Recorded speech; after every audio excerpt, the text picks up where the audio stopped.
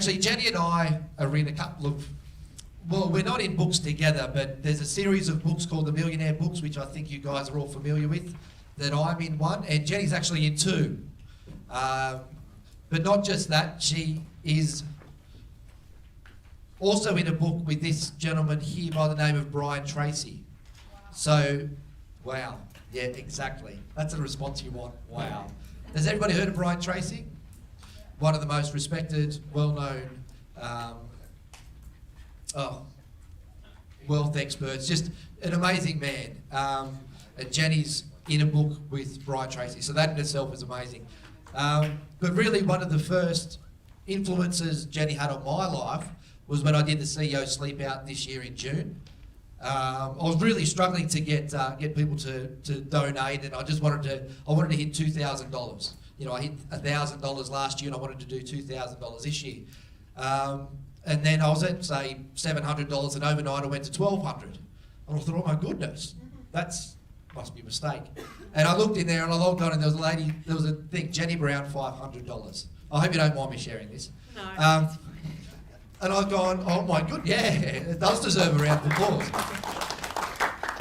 And really, Jennie, the connection between Jennie and I was just that we'd been in a couple of books together, and we were in a Facebook group for the Millionaire Authors. So, and it was just the most amazing donation and show of friendship. So then we connected, and then we had coffee together up in Sydney, and now she's here today, and best-selling author, international speaker,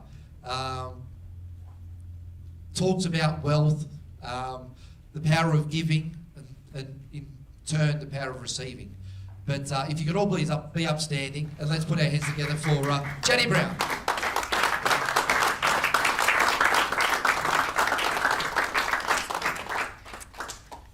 Oh boy. So I come from Brisbane, and actually I used to live in Sydney for quite some time, and I worked in Sydney, and I worked in corporate, and that was kind of at the beginning of my working life, and now I enjoy an amazing life, and I'll tell you a little bit about that while I'm talking to you. But before we go any further, there's a couple of things, okay? Because I'm from Queensland and we're pretty casual up there, if I was in Queensland I would be doing this probably in bare feet, but I wore shoes today.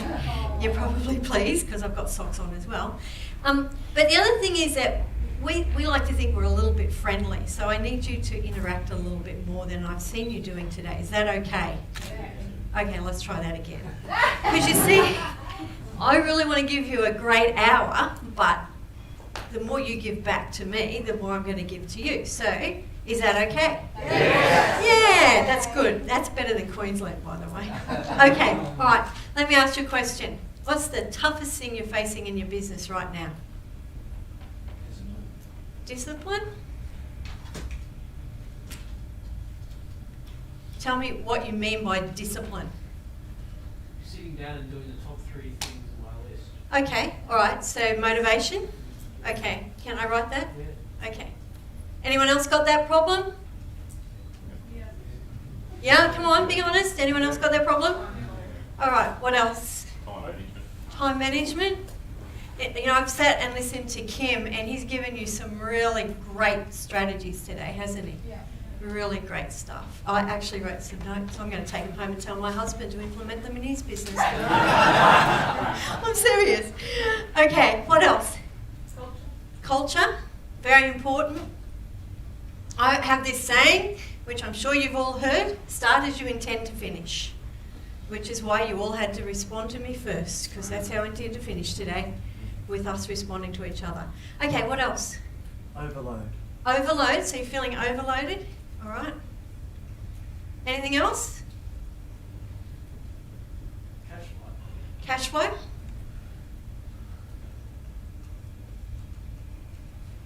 So the rest of you are going to tell me you've got no problems in your business and you're all good. Getting new clients.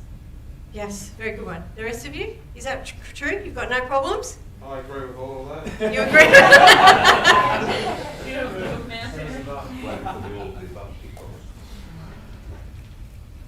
All right. Anything else before I... Marketing. Marketing. Okay, so we've all got a lot of problems in our businesses, haven't we? Correct? Okay. So would you mind if I tell you a little story? Is that okay? Yeah. You give me permission, thank you very much. I'm just going to tell you a little bit about my background. I was broke, divorced, unemployed and facing cancer. I didn't have it, by the way, but there was a time there where I was being investigated in hospital for it. I came out of a very, very tough marriage. I was 30. I wanted to be a millionaire when I was 30, and instead I was the total opposite. And I sat down and had a hard look at my life, and I decided that I was going to spend the rest of my life living well, not just living, but living well, and that I was going to find a way to do it on my terms. So I studied successful people, and I used what knowledge I had. Now, I grew up with a father who was a property investor. And we were really poor when I was born, and he decided to change that. And so I grew up in homes that were renovated, subdivisions, building projects, and I just thought it was normal to use property. So I'm actually an Australian property investing expert, and that's how I landed on a stage for the first time, was talking about property investing. But what happened was, at the age of 30, when I'm broke, destitute, unemployed, facing a cancer scare and everything like this, I just, like I said, had this really good look at my life, and I went, this is not how I wanted to live my life, it's not how I choose to live my life now, so I'm going to do something about it. And I used property as my tool. So I went out and I did the only thing I could at that time, because I have very limited resources. I actually was working 3 jobs. How many of you have worked that hard? Come on, how many of you have worked that hard? Yep, okay.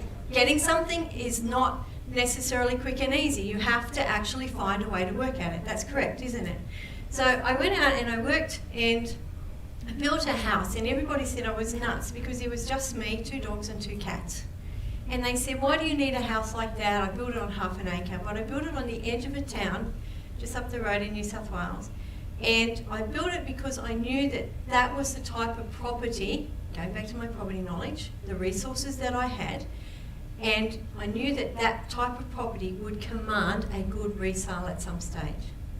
And it did. 3 years later, I sold it with enough profit to have the choice to never actually have to go and work for somebody else again. Pretty cool, huh?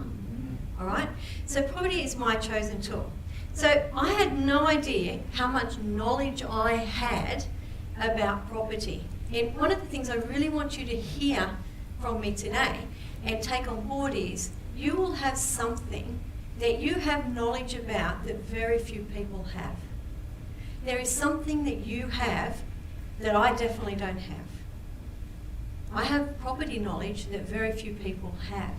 I had no idea I had it.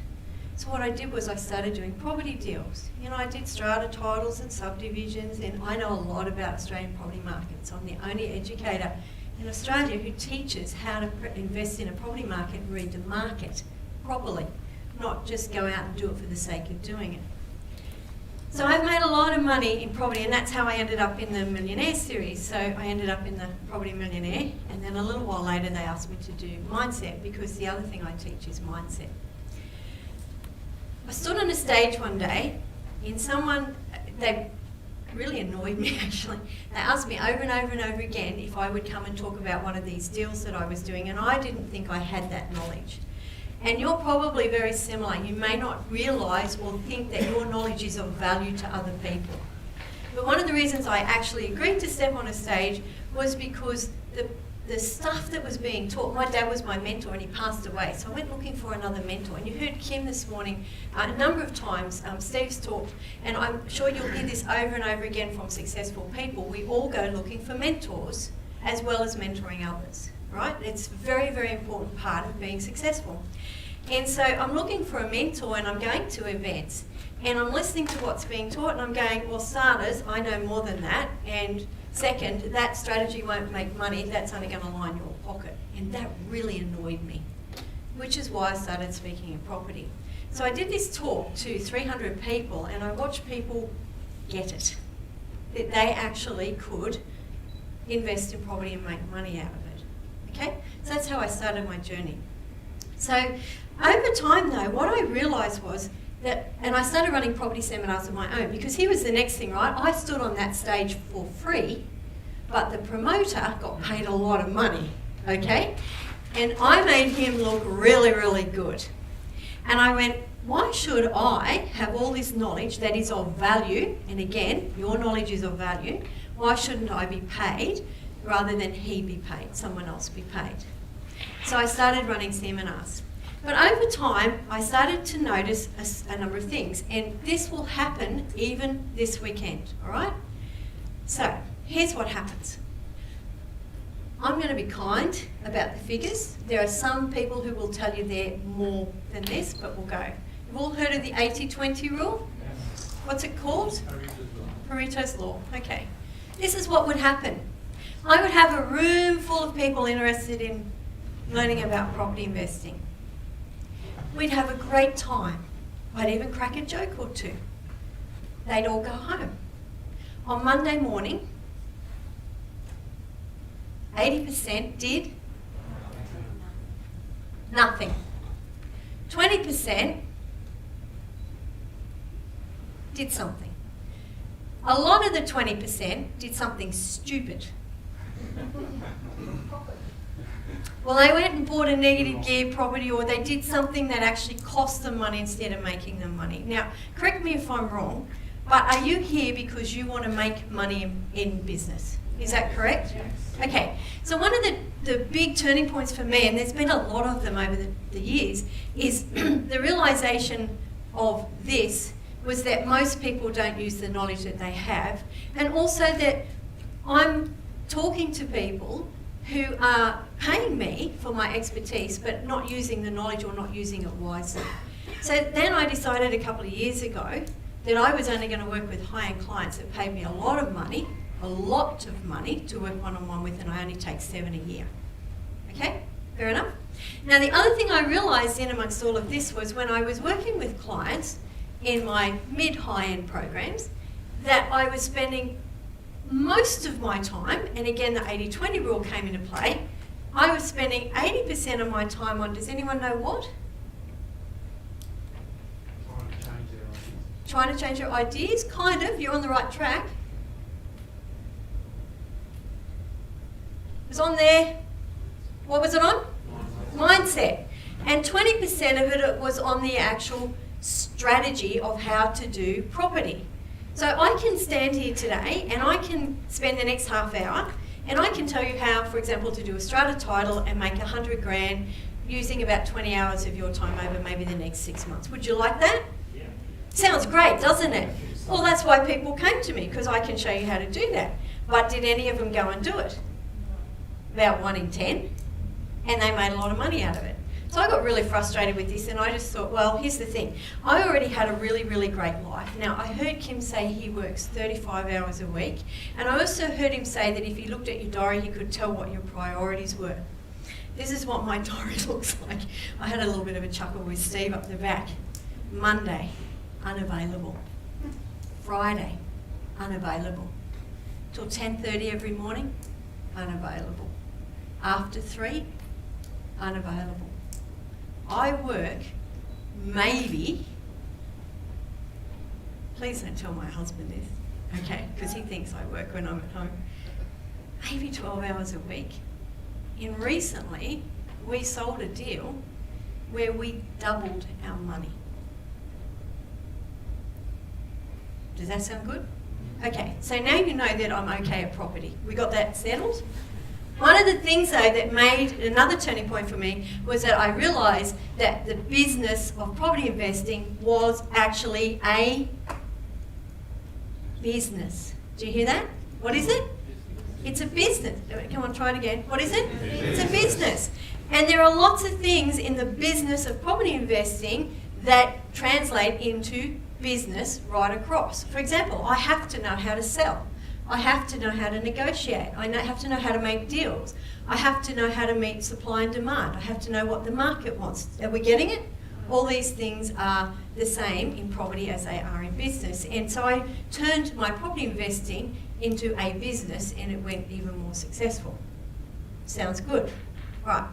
So in the time I have with you this afternoon, what I want to do is I want to work with you on you. Because you see, you are the most important person in this room, aren't you? And you've come aside and you've put some time aside today and tomorrow to work on your business. But here's a really big hint. If you work on you, you will be working on your business. Does that make sense? You should write that down. When you work on yourself, you are working on your business. So if you're working on you, you are working on your business. So I'm just going to give you some things today to help you work on you. Is that okay? Yes. All right, can we have a little bit of fun while we do it? Yes. All right, because I really like fun. I mean, I spend my life travelling, you know, doing what I want to do. Yesterday, my mum rang up and said she was going out for lunch with her old friends. They're like 90. I went to lunch with them because I can. It's really simple, isn't it? Okay, so I'm going to give you a few tips today and a few things to work on that I believe will help you in business. And these are the things that I've learnt for myself and also that I've seen other people use who are successful as opposed to those who aren't successful. Fair enough? Okay. And all those things that you put up at the beginning here when I asked you what were the biggest challenges you were facing in your business, they all come back to one thing. Do you know what it is? It's you. And it's what's going on up here. So let's start working on it. So I have a question for you. The one thing that I have noticed about successful people as opposed to unsuccessful people is just one thing. And today it's kind of been hinted at, it's been given different names, but we're going to work on it with you right now. Let me ask you a question. How many of you in this room right now could tell me why you're in business? Anyone? Hand up straight if you can. All right, have a look around the room, guys. The rest of you, okay, those of you who kind of went like this, I'm telling you haven't got it yet. And I mean that in the nicest possible way. You haven't got it yet. And Kim, because you've just had this wonderful couple of hours before, you know, Kim, I listened to Kim. And Kim said that he went to work and he was working and all the rest of it. And then he got hit here because he realised that the most important thing for him was what? His family. And I would dare say, Kim, that you realise that that is your reason why. Yep. But you may not have identified it earlier, okay? And can I go so far as to say, perhaps, that when you realise that, that's also when your business took another step up? Yeah, very much so. Correct, okay. So the one thing I've noticed about successful people is that they know why they do what they do and they know what outcome they want from it. So they haven't, and I'm going to use property as an example because I saw this all the time, someone would wake up and they were 50 and they'd think, oh my goodness, I've got to retire soon, the economy's terrible, oh my goodness, the kids are gone, I don't have to pay college, but what am I going to do? I can't afford to live. And so they go, what am I going to do? Well, there's three ways to make money. There's property investing, there's shares, and there's business. Well, I've got a job, so I better not look at business. It's too late for me anyway. And shares, well, this is what they do with property, right? Share traders, they do it the other way around. They look at property and they go, oh my goodness, that just baffles me. And so they go out and they become a property investor. And they do it by going to a seminar and some idiot would tell them to do negative gearing and they would be in worse trouble than they were before because it would be costing them money and not helping them get to their retirement fund. Okay? So if you've woken up one day and you've gotten into business just because you feel like getting into business or because you thought it might fulfill a need, that's not going to really help you be successful in business. You really have to get your reason why. So we're going to workshop this. So in the back of your folders, you've got some sheets of paper, correct? Yeah. That's because I asked for them. Oh. You can all say thank you. Come on. That's good. Excellent. All right. So what I want you to do is I want you to think about why you are in business. So write this at the top. Why am I in business?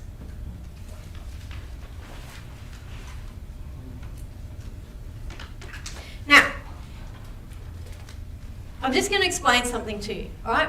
I sat in a coffee shop with a friend one day. She rang me up and she said, can we have lunch? And I said, yes, sure. So she sat me down and she said, Jenny, I want to be a property investor. And I went, why? And she just looked at me and she said, well, I want to make some money. Stock standard answer, right? How many of you want to make money? Come on, hands up. Anyone here not want to make money? Okay, all right. And I said to her, why do you want to make money? Do you know it took me an hour to get to the bottom of why she wanted to invest in property, and it had nothing to do with property. It was all about lifestyle. And it generally is for most people. But it will have slightly different slants for each person. So what I want you to do is I want you to just take a couple of minutes. Now, normally I workshop this over 3 days, and it's one of the things we come to the conclusion of. Your purpose, your reason for being in business or doing life or property investing or whatever it is that you want to do. So I'm just going to give you a couple of minutes, and I really want to encourage you to really put yourself into this. Ask yourself, why am I in business? What am I hoping to achieve out of it? And when you have that answer, ask yourself why you want that. And when you have that answer, ask yourself why you want that. Do you understand what I'm saying? Any questions? Okay, so we're just going to take a couple of minutes, and I want you to answer that question for me. How many times you want us to? As many as you can go, because, you know, here's the thing. Sorry, I'll just interrupt you for a moment. Here's the thing. People spend their whole lives losing their reason why.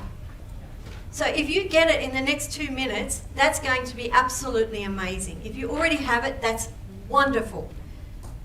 But you need to get on the track to getting it, and this is where you start. Okay, so go as many times as you can in the time that I give you.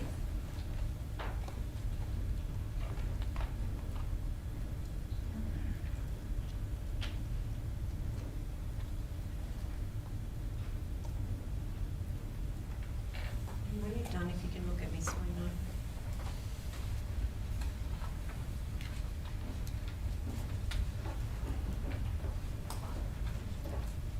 Okay, thank you. Okay, is there someone in this room brave enough to work with me for a moment? Come on. Andrew, excellent. Could you stand up, please, and maybe face them so they can hear you, and tell me what you landed with as your why? And are you brave enough to do this? Yes. Okay, thank you. People pay me thousands for this. So.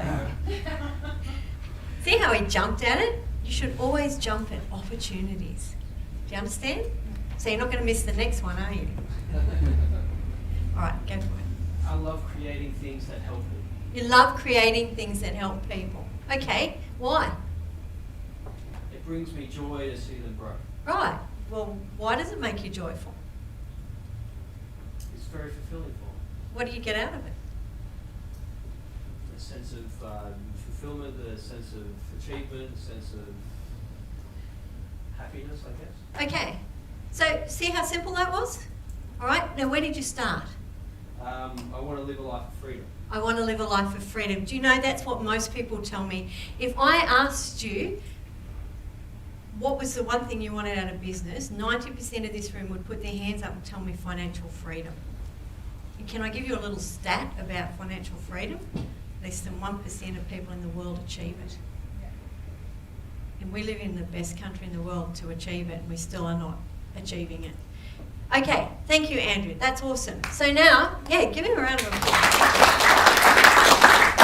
So this is what you need to do, okay? So Andrew's well on his way to working out his purpose, okay?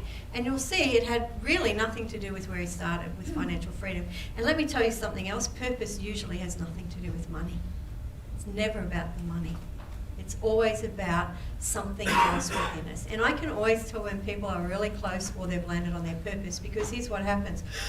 I heard people cry in seminars just like this because they've suddenly gotten what it is that they want to do. Now here's the thing about this. If you know why you are doing what you are doing, that will drive you to succeed. Now, Andrew, was it you that said motivation was a lacking thing, okay? And I really loved that answer. It was a great one. If you're lacking motivation, I'll tell you you're not being inspired enough to do what you do, and you need to change what you're doing in some way. Find a way to be inspired by what you're doing. Here's the thing. I kind of had this little thing, I call it the pyramid. And in life, most people operate at this level. They have a job, they've got very little motivation, they don't really have any goals. They just go through life one day to the next. You know, they get up in the morning, they hit the alarm, they might hit the snooze, they kind of stumble into the shower. Kind of like that 9 to 5 song that Dolly Parton sings, you know? Stumble out of bed, And then they get in the car and they drive like a zombie to work, and then they work all day and they're not very happy at their work because most people aren't, and then they come home and they're nagged by the wife and kids because they're never spending time, and the next day they get up and they do it all over again, and they wonder when they get to 60 why their life is so miserable. Correct? That's what most people do, right? But somewhere along the line, there's a level of people who kind of get out of this, and you're already beyond this because you're business owners, correct? This room is full of people who are in business or managing businesses, right? Who say there's got to be more to life than that. And so they might become a little bit entrepreneurial or buy a business or invest in property or shares or something like that. And they'll start to maybe get some goals and things like that. Now, I could spend the whole day talking to you about goals and how to write them and all the rest. I've spent a lot of time with Brown2, who is, I believe, one of the world's leading expert on goal setting. And I have soaked that up and it's changed my life. So, you know, these people, they sort of start to do goals and things like that. But then there's those who go a little bit higher and they actually break out of that and they write their goals regularly and they know their reason why. But you'll notice that as we go up this pyramid, it's getting smaller and smaller and smaller. Very few people ever get up the pyramid. And then there's the top of the pyramid. Now, I'm not going to talk about the top of the pyramid today, but let me tell you that it's an amazing place to be. Very few people reach it because they don't start pushing themselves up through here, and very few people reach the top of the pyramid because they have no idea why they're on this earth. Okay? So here's the thing, your business needs to align to your purpose. Okay? Your business needs to align to your purpose. And if it doesn't, then that will tell you a lot of things about your business. Okay? So if I can use myself as an example, my purpose, very clearly, is to help and empower other people to find their purpose. That's what it is. And it is to do that, and then I want to change the world. And I'm doing it one person at a time. Today I'm doing it a room full at a time. That's my goal in life because I want to leave a better legacy behind and I want people to have a better legacy. That's my whole purpose. Now, a lot of people confuse purpose with the way they achieve their purpose. Now, you already know I'm a writer, okay? I'm also a speaker. So they are some of the ways that I achieve my purpose. I also do one-on-one mentoring with people, coaching and things like that. So they're my tools to achieve my purpose. But a lot of people would say, oh, Jenny, your purpose is to be a speaker. That is how I achieve my purpose. And once you land on your purpose, you're going to know because it will not change. I don't care what they tell you. When you get to your purpose, it will not change. The only thing that will change is the way you achieve your purpose. Mine changes regularly. A couple of years ago, I wrote heaps of books and did heaps of writing. I was an editor for an international online women's magazine. I wrote books. I did this. I wrote for magazines. I was published in property magazines in Australia. And I wrote and wrote and wrote. And at the end of the year, I went, oh, I just want a little time off from writing. I'm going to do more speaking. So I went out and this year I've done a lot more speaking, but I still do it on my terms because I have a life. Say it with me. Life. And I enjoy my lifestyle, so I do it on my terms. So if your purpose is clear and your business is not in alignment with it, then you will struggle. Fair enough? You need to be really clear on why you're doing this. Okay, that's enough about purpose for now. I would really encourage you to keep using that exercise until you can write a statement of purpose for yourself. And your statement of purpose for yourself is probably going to be fairly similar to your statement of purpose for your business. Does that make sense? Yeah. Okay. All right. Now, let's move on to another thing that I have noticed over the years. And I've got to tell you that this actually bamboozles me because most people measure wealth and success by one thing. What is it? Money, correct? Would you agree with that? Yes. Now, I personally don't measure wealth and success by money, even though I have money. I measure it by being happy in what I'm doing. That's how I measure it, okay? But money is very important, isn't it? Would you agree? Yes. Anyone here not agree that money is important? Come on, anyone want to disagree with me? My husband would say it's not good to disagree with me. So I'm pleased you all agree. So, but here's the thing, right? You have to know what it is that you're looking to achieve with your purpose, but you also need to know what you're looking to achieve with your money, correct?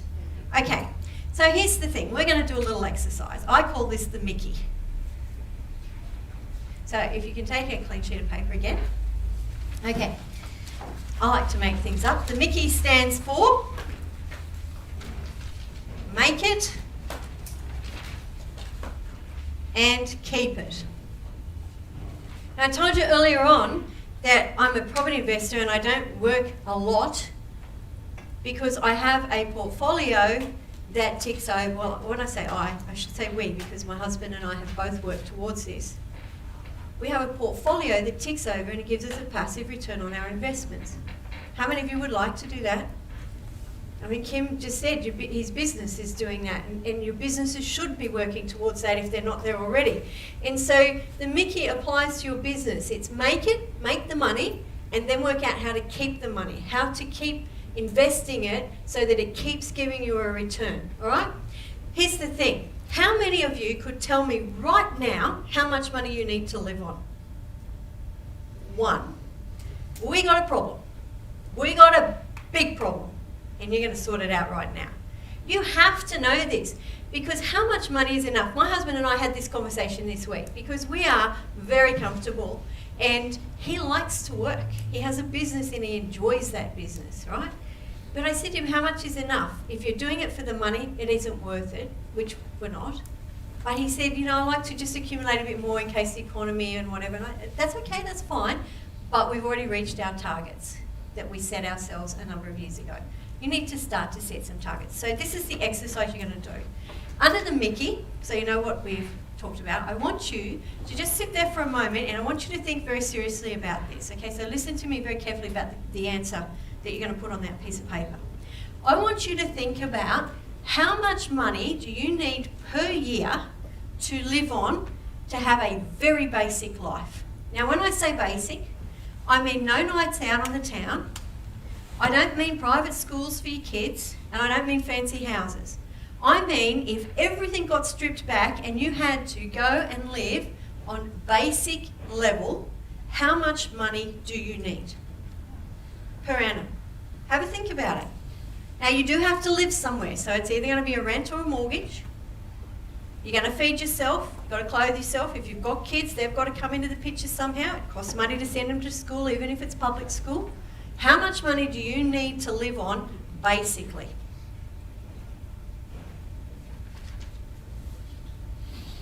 When you've got that, just look at me so I know you've got the number.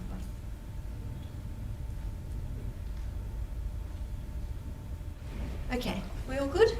Everybody got their number? Now, I don't want you to tell me what it is. This is your business, okay? Well, I will be able to tell by the looks on your faces what's going on with you anyway. Okay. I'm going to use a number for the purposes of this exercise. Is that okay? All right, so the number I'm going to choose is 50,000. All right, so if you want passive income of $50,000 from a business or property or a portfolio of shares or whatever it is that you choose to have it from, wherever you choose to invest it, okay? What do you think you could get as a return percentage-wise on your money if it was invested? Let's start with property. How much is the usual rent return, gross, not net? It's around 5, correct? Everybody agree with that? So if you put it into property, the most you're going to achieve is 5% because then you've got all these other expenses. Okay, now I'm here to tell you can do way better than that in property, but if you want to know about that, you'll have to pay me a lot of money and get educated in property, okay? We're not here to have a property conversation. You can do a lot better, okay? However, 5%. If I put the money in the bank, what do I get? 3. Okay, I saw 4% advertised this week. So can we agree to use 4%? Okay? All right. But would you say, what about in business? How much can you get in business? 10, 20? 10, say? Passive income. I'm not talking about you working on the business, in the business. Sorry, I'm not talking about you being in there every day. I'm saying, I'm here and my properties are still paying me money. Do you understand what I'm saying? Okay, so it's 10? Okay. So can I, for the purposes of this exercise, use 10%, knowing that it may be less and it may be more. Is that all right?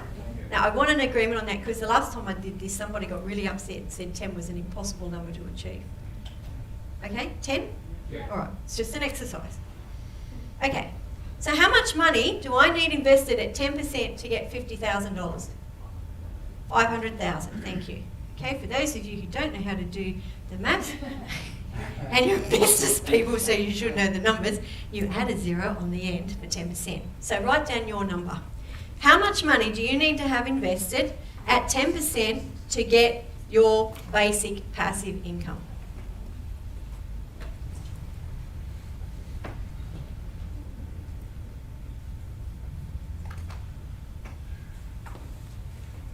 Okay, have a look at that number for a minute and then put your hand up if you already have access to those funds. And by access, I don't mean that your house is mortgaged, that's not access to funds, okay, because it's mortgaged. I mean you can actually find $500,000 cash very quickly in the next week or so. How many of you can do that? Kim? Myself? No one else? You got a problem. Do you see what I mean? You're in business. Why are you in business? To make money. It's one of your reasons, isn't it? And if you don't know what it is that you're looking to invest in or to get to, you're in trouble. Now, how long do you want to do this in? This is basic, guys. I mean, it's a basic lifestyle. How long do you want to be living the way you are living now, working towards this before you have this level of achievement? A year?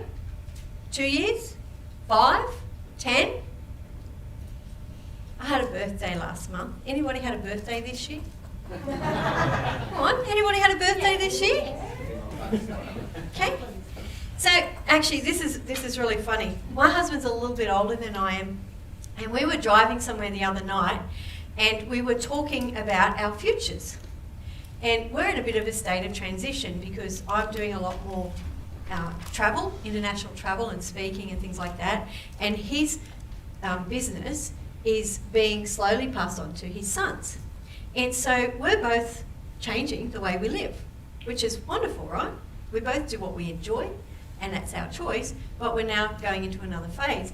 And so we were talking about money and access to money and things like this, and how much we needed as a base income, which we have a very good idea of, and how much we actually have coming in, and how many holidays a year that's going to let us have, and all the rest of it. And he says to me, but I'm only, and I'm not going to tell you how old he is, and I said, no, you're not, sweetheart. He said, yes, I am. And I said, no, you're not, sweetheart. You're a year older than that. No, I'm not. And I said, yes, you are. What year were you born? And he tells me, and I said, what year is it now? 2013. 113 minus the year you were born is what? He looks at me and says, you're the maths whiz, you tell me. And I said, the age I'm telling you that you are. Now, how many of you right now could tell me your age right now without thinking about it? Anyone here have to think about it? My husband does. Okay, but here's the thing. Have you noticed that the older you get, the quicker those birthdays come around? Have you noticed that? It's true, isn't it? It's true, right? And here's the other thing. I don't know about you guys, but I'm past the middle of my life, probably.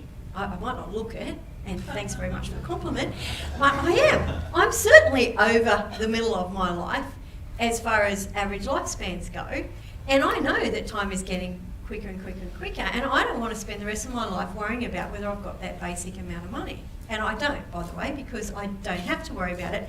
But the reason I don't have to worry about it is because a number of years ago we sat down and said, well, we don't want to live on a basic lifestyle or a mediocre. We want to live on a good lifestyle, and this is what we need. And that's what we set out to do. So you have a very limited time.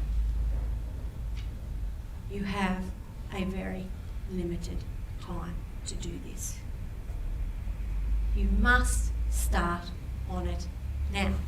You know, my mum, a few years ago when my dad passed away, they had 2 cars, and my dad said to me, go buy her a new car when we're gone. So my mum got a little blue Mazda. Everybody know what a little blue Mazda 3 looks like? Do you know how many of those things there are around? Do you know I'd never seen one before we bought Mum and Blue Masons? Now you see more time. Now I see them all the time. So my point with this though is if you are not focused on what your outcome is, you will not get it. It's only when you start to see it that you start to see the opportunities to get it. Do you understand what I'm saying? Everybody nod yes and go, yes, we get it. So what are you going to do about it? Because time is ticking away. Now, for Kim, seeing as you've got it, you need to work out your next level of lifestyle. You can take the kids out once a week, maybe a holiday once a year, and maybe a nicer house. Got that yet? No, we have, but the holidays are a big part of our life, so we have between probably 4 to 6 holidays a year, so it's a lifestyle's very big. Okay. So what I'm saying is though that Kim has worked on the next level, achieved it, and gone to the next level, and is probably past that as well. I say there's 4 levels. Really basic, kind of okay, getting better, and then the Richard Branson lifestyle. Okay? All right? And you need to know what each of those lifestyles represent for you. So can I encourage you to write a goal and head towards this as fast as possible? Can I encourage you to do that? Yep. Okay, all right. I'm going to give you 2 more things as I wrap up. Following on from this, I'm going to tell you something that most of the world will disagree with. But I'm going to tell you it makes me successful. And the people I've seen who do this sleep at night. Are you ready for it? Get out of. Anyone know what the word is? Comfort zone? Any other takers? Your own way. Get out of your own way? Anyone else? Yes. 4-letter word. Debt. Get out of debt. What happened in 2008? The GFC. Do you remember that? Did it hurt? Come on, did it hurt? Yeah. Okay, my phone would ring every day with people who had bought properties, negative geared, supposedly properties double every 7 to 10 years. That's rubbish, by the way, it's not true. Okay, they wanted capital growth and now they were facing bankruptcy, financial disaster, etc., etc. The reason why they were in so much trouble was because of this, and I'm going to use property as an example. If you buy a $500,000 property, what's the LVR, the loan to value ratio, does anyone know? It's 80%, you're allowed to borrow up to 80%, standard. That's 400,000. Does anyone know what the property market fell by in 2008 on average in Australia? 20%. So now their property that was worth 500k is now worth 400, and their mortgage is now 400, which means their LVR is now 100. And I don't know if you know this, but in every mortgage in Australia, there's a little clause that the bank puts in there at the back that says, we can at any time revalue your property and require you to drop it to the LVR. How many of those people would have had $80,000 to get themselves to $320,000? I can tell you, not many of them. And do you know what? Right now, it's the first time since the 2007-2008 fiasco, I am getting a call nearly every day with people in the same position. People are not in a good position at the moment because they've invested in a crazy way. If you are in debt, you are in trouble. Get out of debt. You see, we own our portfolio debt-free. We have a very small debt which we could pay off tomorrow with cash we've got if we wanted to. We sleep at night. If one of our units is not rented, it doesn't matter. If interest rates go up, it doesn't matter. If they go down, it doesn't matter. If we don't work for 6 months, it doesn't matter because it's okay. Okay? So successful people get out of debt. All right, I'm going to give you one more thing following on from this. I kind of had a little bit of a chuckle when Steve told you that story. And that is this, that all successful people I know give. Give generously, okay? So I'm going to talk to you for a moment about giving. I don't normally tell people that I donated money to Steve, okay? And quite frankly, $500 is not a lot of money. But I have a philosophy. There's two things about giving. I think there needs to be deliberate giving and there needs to be spontaneous giving. And do you know one of the things I enjoy the most is on Facebook, and I think this is how I found out about Steve doing the CEO sleepover. On Facebook, I'll see people say, hey, I'm going to Cambodia to open an orphanage. Need some support. Oh, we'll do that. Anonymous donation. They never know who it is. I do that regularly. But I also am very deliberate in my giving. My goal is to give away 90% of what I get. And I'm well on my way to it. Successful people give. Now, here's the thing. Economic times, what do we tend to do with our money? We hold it, don't we? All right, now let me ask you a question. Can anything get into that? Can it get in? Try it. Can it get into that, Tony? Have a go. You're not going to try very hard, are you? But it's true, isn't it? If you don't open your hand, what you won't give out also won't come back to you. But if you open your hand, what happens? You can receive. You can receive as well. And you know, this is just a natural law, that when you give, it comes back. Now, it may not come back in the way you give it, and that's okay. And you don't give to get, please understand that. But you need to give. It's very important. Whenever my husband and I have faced a financial challenge, we open our hands and we give. And we have seen over and over again in our lives how much giving has benefited us. And if I may use today as an example, the reason I am here is because I opened my hand to support something that Steve was passionate about and which suits my philosophy of giving, which is homeless youth, which youth is my thing, kids. And now it's coming back because I get the privilege of spending today with you. Correct? Yeah. All right. So let me ask you a question. Can I give you something? Yes. Have I given you something this afternoon? Yes. Can I give you something else? Okay. Let's try that again. Can I give you something else? Yes. You see, it was my birthday last month and I like to give presents. Okay, now I don't know what you did with the book, Steve, but I wrote one chapter in that book. I know Brian and he invited me to write a chapter in it. It's not available readily in Australia and I sold out of those books a long time ago. So, can I send you my chapter? It's on success.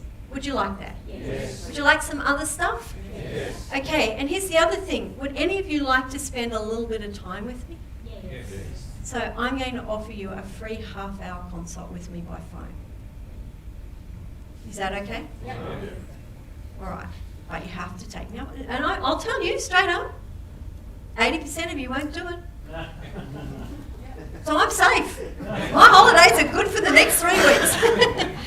I did this in Melbourne a few weeks ago. There were 40 people in the room. 16 of them signed up for a half-hour consult. Do you know how many I've done in the last 3 weeks? 6. And it was on property. And that's where I am a real expert. Like, property is something I can just, whatever. But I'm going to offer you. So to do that, is Jaden in the room? Yes. You need those forms? Now, here's the catch. You'll need to go on my database so I can email you a downloadable link, okay?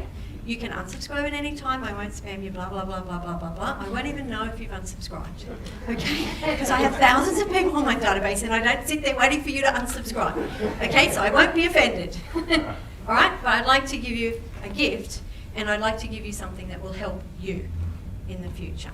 I want to just finish with a little saying. You know, it's not about the money, is it? It's not, okay?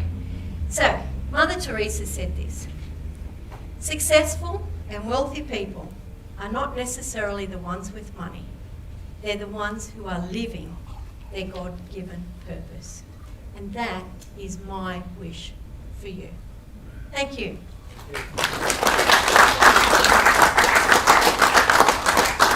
Wonderful. Thank you very much, Jenny. I knew it was going to be a perfect finish to our Friday, so thank you very much. Good, I can go now. You can stay. We're not quite finished with you yet. Guys, all good? Yes. Excellent. Very, very good. I don't think we've ever had a speaker quite like you present to our breakthrough. I'm available. Yeah. In a speaking sense. Yes, in a Very speaking much sense, so. yes. Not for marriage. Not in the marriage. No, I've got a good one now. Got to keep up. So, guys, let's throw some questions at Jennie while we have her. Is there anybody yet? John? You said get rid of debt. Yes. Did you use debt to get to where you got to? We did, yes, because that's how we were taught. But one day we sat down and in actual fact, when I met my current husband, who, by the way, is the wonderful one, the first one was not so good one.